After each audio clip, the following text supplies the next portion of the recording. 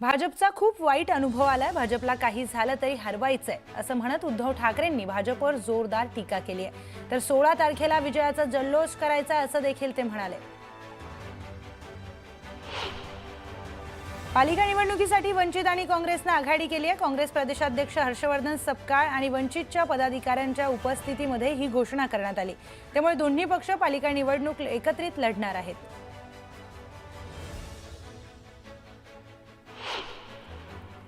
आजपासून काँग्रेस आणि वंचित मित्र पक्ष असल्याचं वक्तव्य काँग्रेस प्रदेशाध्यक्ष हर्षवर्धन सपकाळ यांनी केलंय। तर ही नवी सुरुवात असून भाजपला रोखण्यासाठी एकत्र आल्याचं त्यांनी म्हटलंय।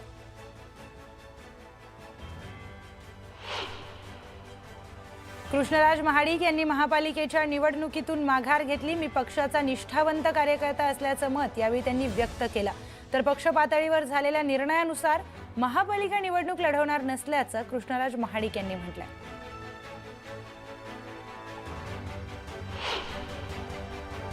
बारामतीमध्ये शरद पवार आणि अजित पवार AI महाविद्यालयाच्या उद्घाटन सोहळ्यामध्ये एकाच मंचावर आले होते।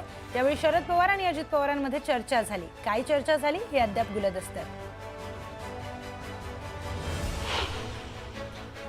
उपमुख्यमंत्री एकनाथ शिंदे मुंबईतील शिवसेनेच्या 60 माजी नगरसेवकांशी संवाद साधणार आहेत। शिंदे काय कानमंत्र देणार याकडे लक्ष लागले।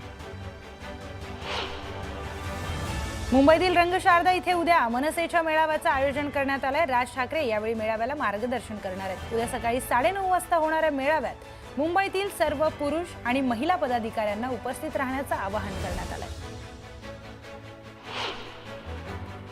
मुंबईतील सर्व विभाग प्रमुख, शाखा प्रमुख आणि लोकप्रतिनिधींची उद्धव ठाकरेंनी बैठक बोलावलेली होती। शिवसेना भवनात या बैठकीचं आयोजन करण्यात आलं होतं। ठाकरेंनी यावेळी मार्गदर्शन केलंय। अहिल्यानगर महापालिका निवडणुकीसाठी महायुतीतील जागा वाटपाचा तिढा हा कायम आहे। आज संध्याकाळपर्यंत निर्णयाची अपेक्षा असल्याचं राम शिंदेंनी सांगितलंय। चंद्रपूर महानगरपालिका निवडणुकीच्या पार्श्वभूमीवर भाजप नेते हंसराज अहिर आणि मुख्यमंत्री देवेंद्र फडणवीस यांनी तासभर चर्चा केली आहे। चंद्रपुरात सुधीर मुनगंटीवार आणि किशोर जोरगेवार यांच्यातील वाद चव्हाट्यावर आलाय। त्यामुळे चंद्रपूरच्या राजकीय परिस्थितीवर यावेळी अहिर आणि फडणवीसांमध्ये चर्चा झाल्याची माहिती आहे। मुख्यमंत्री देवेंद्र फडणवीस आणि महसूल मंत्री चंद्रशेखर बावनकुळे यांच्यामध्ये चर्चा झाली। मनपा निवडणुकीच्या पार्श्वभूमीवर दोन्ही नेत्यांमध्ये चर्चा झाली। गिरे तो भी टांग ऊपर म्हणत राम शिंदेंनी आमदार रोहित पवार यांच्यावर टीका केली आहे। पराभव स्वीकारण्याऐवजी दोषारोपांचं राजकारण करत असल्याचा आरोप देखील त्यांनी केलाय।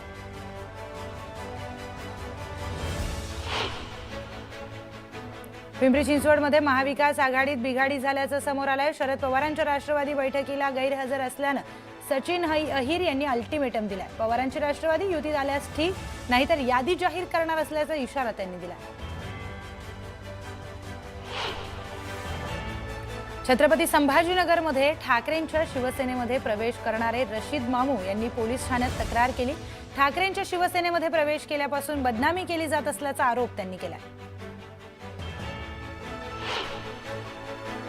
मनसे आणि शिवसेना उभाठामध्ये जागा वाटपाचा तिढा निर्माण झालाय। निष्ठावंत मनसे कार्यकर्त्यांना जागा सोडण्याचा उद्धव ठाकरेंकडे मनसेने आग्रह केला। शिवडी, विक्रोळी, भांडूप मधल्या जागा वाटपावरून मनसेमध्ये नाराजी असल्याची देखील माहिती आहे। पुण्यात महाविकास आघाडीची आज पुन्हा बैठक होणार आहे। तिन्ही प्रमुख पक्ष प्रत्येकी 50 जागा लढवणार असल्याची माहिती सूत्रांनी दिली। पुण्यात धंगेकरांचा मुलगा प्रणव धंगेकर अपक्ष निवडणूक लढण्याच्या तयारीत आहे। जागा वाटपावरून भाजप कोंडी करत असल्याचा आरोप धंगेकरांनी केला। पुण्यामध्ये गुंड बंडू आंदेकर काल अर्ज भरण्यासाठी आला होता, परंतु अर्ज अर्धवट असल्याने अर्ज दाखल झाला नसल्याची माहिती समोर आली आहे। दरम्यान बंडू आंदेकर उद्या पुन्हा अर्ज दाखल करण्याची शक्यता आहे। बारामतीतल्या Sharad Pawar centre of excellence in artificial intelligence विभागाच्या नूतन इमारतीचं उद्योगपती अदानींच्या हस्ते उद्घाटन करण्यात आलंय। कार्यक्रमास्थळी रोहित पवार, अजित पवार आणि अदानी एकाच कारमधून दाखल झाले। कल्याणमध्ये आमदार सुलभा गायकवाडांच्या कार्यालयात भाजप कार्यकर्त्यांनी गोंधळ घातलाय। जागा वाटपानंतर स्वबळावर निवडणूक लढण्याची मागणी कार्यकर्त्यांनी केली. मालेगाव महानगरपालिका प्रशासनाचा ढिसाळ नियोजन समोर आलंय. महापालिका निवडणुकीमध्ये 4 महिन्यापूर्वी निधन झालेल्या शिक्षकाची केंद्र क्रमांक 48 साठी मतदान अधिकारी म्हणून नियुक्ती करण्यात आली.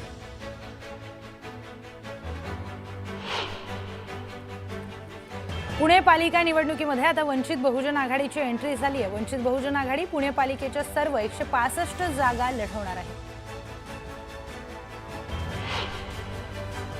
दीपक आबा पांढऱ्या पायाचे असल्याचं शहाजी बापू पाटलांनी म्हटलंय. ते जिथे जातील तिथे पराभव होत असल्याचं देखील शहाजी बापू पाटील म्हणाले.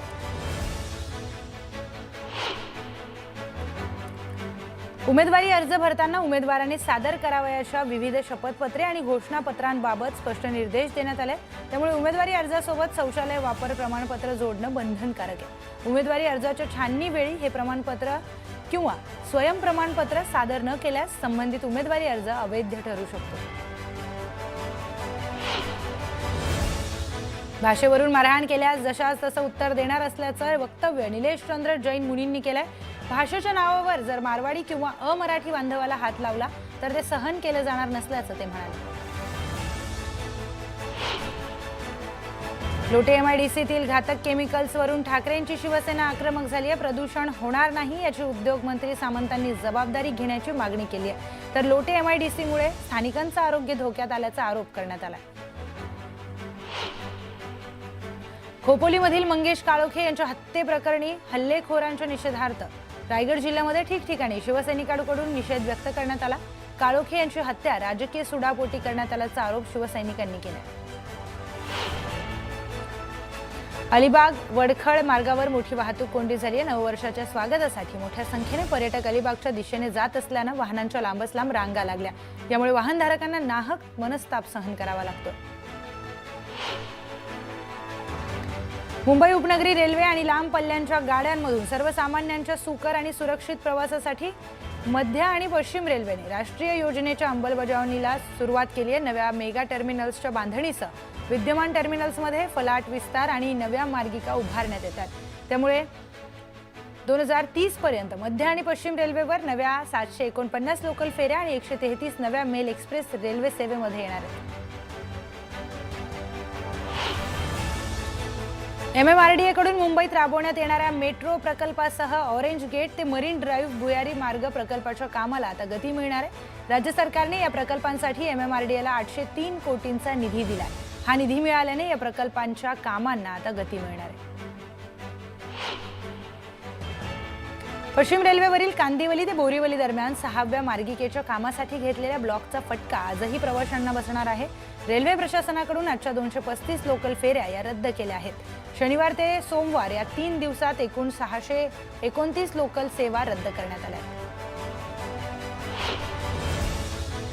सोन्याच्या भावात 2000 रुपयांची तर चांदीच्या भावात 20,000 रुपयांची वाढ झाली आहे. यामुळे सोन्याचे भाव 1.5 लाखांच्या उंबरठ्यावर पोहोचले. चांदीचे भाव 2.5 लाखांच्या पार गेलेत. धाराशिवच्या तुळजाभवानी मातेच्या शाकंभरी नवरात्र महोत्सवाला घटस्थापनेनं सुरुवात झाली आहे. यावेळी मोठ्या संख्येने भाविकांची उपस्थिती होती. पुण्याच्या विमाननगर परिसरामध्ये एका पबमध्ये राज्य उत्पादन शुल्क विभागाने छापा टाकला. यावेळी 50 जणांना ताब्यात घेण्यात आलाय. तर पबमधून 3,67,000चा मुद्देमाल हा जप्त करण्यात आलाय. चंद्रपूर शहरामध्ये गोमांस विक्री करणाऱ्यांवर कारवाई करण्यात आली. विश्व हिंदू परिषदेच्या गोरक्षकांनी 150 किलो गोमांस पोलिसांच्या ताब्यात दिलाय. दरम्यान पोलिसांनी धरपकड केली आहे. तातडीने आळा घालण्याची मागणी करण्यात आली. बुलढाण्यातील खामगाव तालुक्याच्या पळशी बुद्रुक गावातील ग्रामसेवकाने अजब फतवा काढलाय. बचत गटामध्ये महिला सहभागी न झाल्यास त्या महिलांचा लाडक्या बहीण योजनेचा लाभ हा थांबवला जाईल. तसेच रेशनचे धान्य बंद केले जाईल अशी दवंडी ग्रामसेवकाने दिल्याची माहिती ग्रामस्थांनी दिली आहे. खोपोलीतील मंगेश काळोखे यांच्या हल्ल्यातील संशयित 9 आरोपींना पोलिसांनी रात्री उशिरा अटक केली. हत्येमुळे कुठलाही अनुचित प्रकार घडू नये म्हणून मोठ्या प्रमाणात पोलीस बंदोबस्त देखील लावण्यात आला. परळी नगर परिषद निवडणुकीच्या निकालाच्या दिवशी राष्ट्रवादी काँग्रेसचे कार्यकर्ते राजा खान यांनी प्रभागामध्ये काढलेल्या विजयी निवडणुकीमध्ये नोटा उधळल्या होत्या। यावर कारवाई करण्याची मागणी राष्ट्रवादी काँग्रेस शरद पवार पक्षाने केली आहे। या घटनेचा तपशील खासदार बजरंग सोनवणे यांना देणार असल्याची माहिती जिल्हा सरचिटणीस देवराव लुगडे यांनी केली।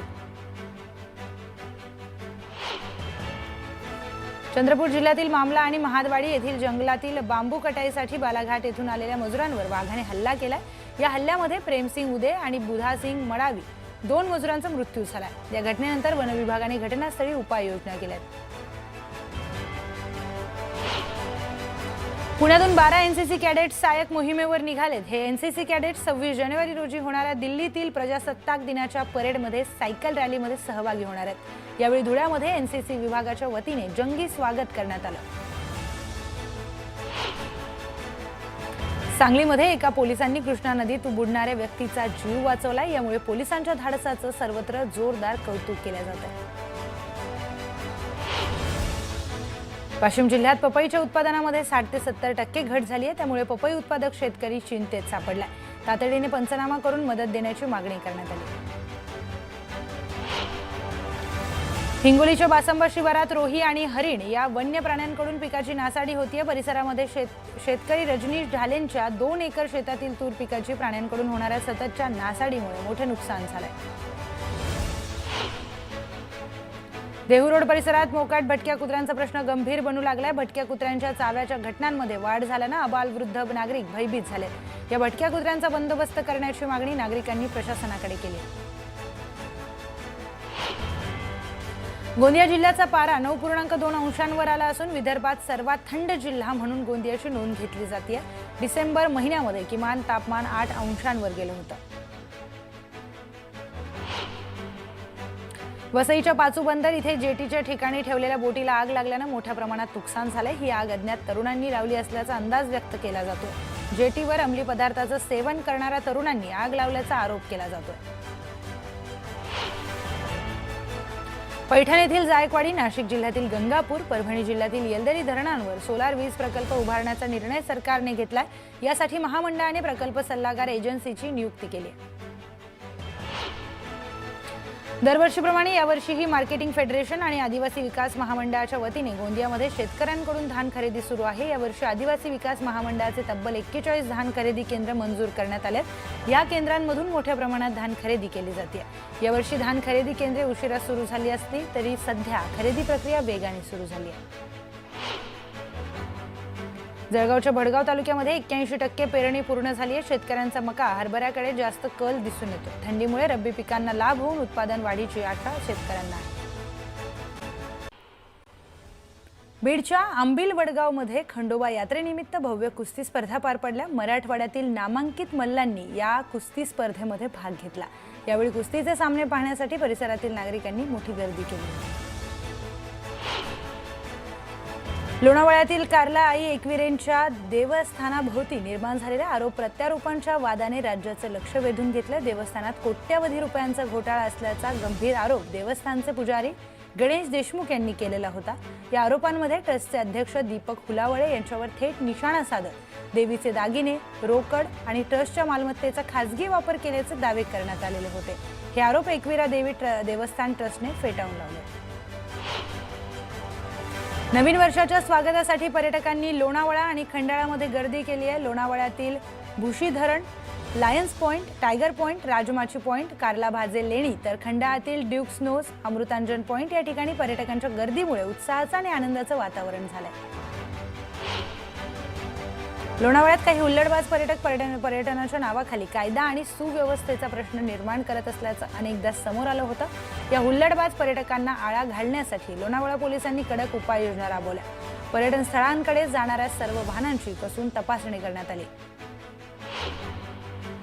छत्रपती संभाजीनगर महामार्गावर अहिल्यानगर नाक्यावर वाहतूक ठप्प झाली। 7 किलोमीटर वाहनांच्या रांगा लागल्याने वाहन चालकांनी संताप व्यक्त केला।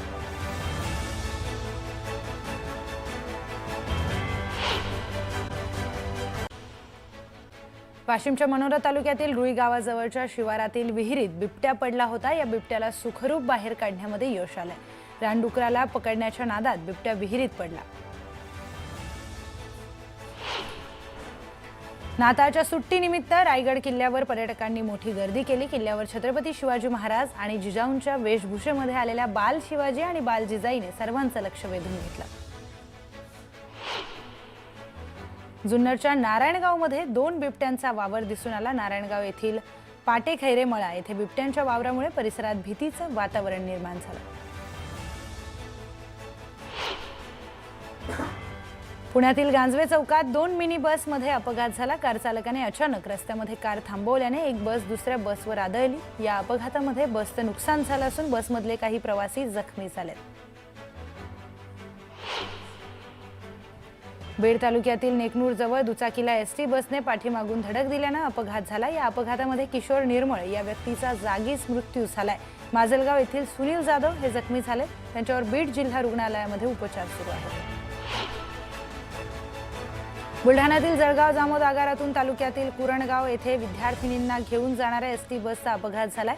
या अपघातामध्ये 12 विद्यार्थिनी जखमी झाल्यात। त्यांना उपचारासाठी जळगाव जामोद येथील ग्रामीण रुग्णालयामध्ये दाखल करण्यात आले। छत्रपती संभाजीनगरच्या हर्सुल परिसरामध्ये धक्कादायक घटना घडली आहे। 23 वर्षांच्या गर्भवती विवाहितेने गळफास घेऊन आत्महत्या केली। पतीने फसवणूक करून दुसरं लग्न केल्याचा आणि 7 लाख रुपयांच्या हुंड्यासाठी आयशाचा छळ केला जात असल्याचा गंभीर आरोप नातेवाईकांनी केलाय।